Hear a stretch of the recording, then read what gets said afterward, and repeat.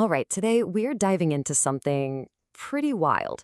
It's a fascinating, kind of unsettling look at psychological warfare that's not happening on some battlefield, but inside a chat window. We're calling this one the loser's roast.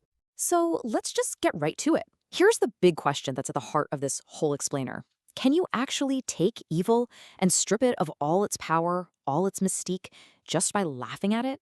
And our case study for this is about as modern as it gets. It all comes from a recent conversation a user had with an AI where they specifically asked it to generate some seriously harsh, targeted humor as a weapon.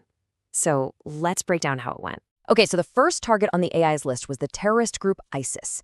And the goal here wasn't just to, tell some jokes. It was to systematically defang the so-called caliphate by completely dismantling the image of power they worked so hard to create. So the AI's first line of attack is, honestly, it's brilliant.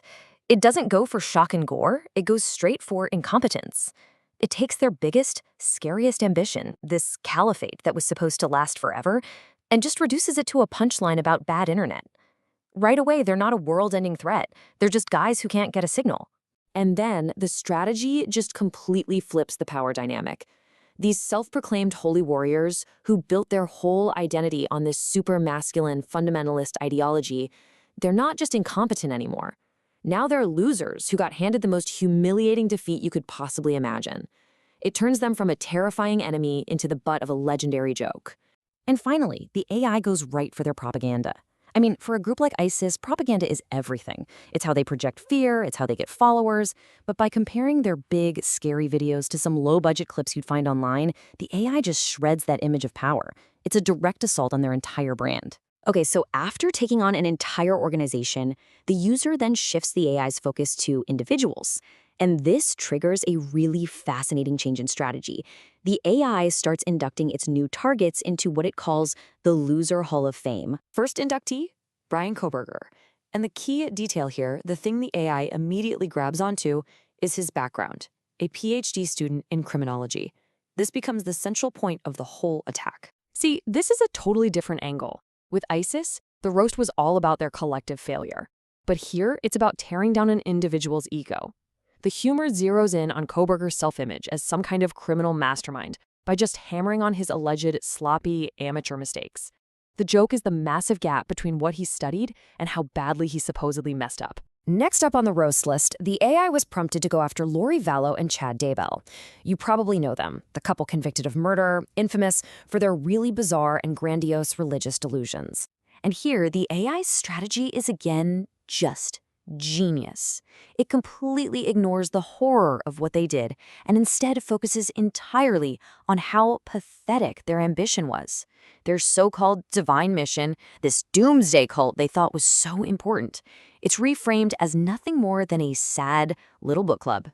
It just completely deflates their entire self-important story. So let's just pause for a second and look at the two different strategies we're seeing. With ISIS, the roast dismantles their military image, turning these fearsome warriors into clowns. But with the true crime figures, it's way more personal. It attacks their egos, their sense of self, turning so-called masterminds into just pathetic losers. But this is where things take a truly wild, audacious turn. The roasts escalate from just making fun of people into this surreal, supernatural performance. Welcome, folks, to the Underworld Comedy Club. And right here, the whole thing escalates massively. The AI actually adopts the persona of the victims, in this case, Lori Vallow's murdered children. It gives them a voice to deliver the most personal, the most cutting, and just psychologically devastating insults you can even imagine. It uses the exact same tactic again, this time from the perspective of Chad Daybell's first wife, Tammy. I mean, this is dark humor being used as the ultimate tool for reclaiming power. The victims actually get the last laugh, seizing the entire narrative back from their killers. And then it gets even weirder. The AI starts drafting other infamous killers like Ted Bundy to join the roast. And the point here isn't to praise Bundy, obviously. It's to use him as a yardstick for just how pathetic Vallow and Daybell are. Even a notorious monster is being used to call them failures. Just when you think it absolutely cannot go any further, the AI completely flips the script. It moves the roast from the depths of hell all the way up to the highest court of all for a final judgment. This is the ultimate takedown of their delusions. The AI literally has Jesus directly address and ridicule their claims that he was speaking to them. It exposes the very core of their twisted justification as a lie, and it does it from the highest possible authority. And this is it. This is the climax of the entire roast. The very authority they claim to be serving, God himself, dismisses them. Not as evil, but as simply incompetent.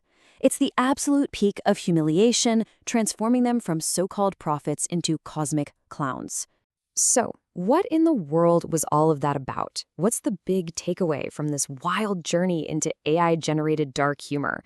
Well, it all comes down to a really powerful psychological transformation, turning fear into farce.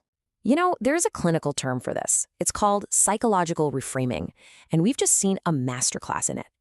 The AI used relentless mockery to change the entire emotional context of these horrible situations, transforming these figures of terror into objects of complete and utter farce. And this is exactly why this matters. Mockery, it turns out, strips away that mystique that evil really relies on.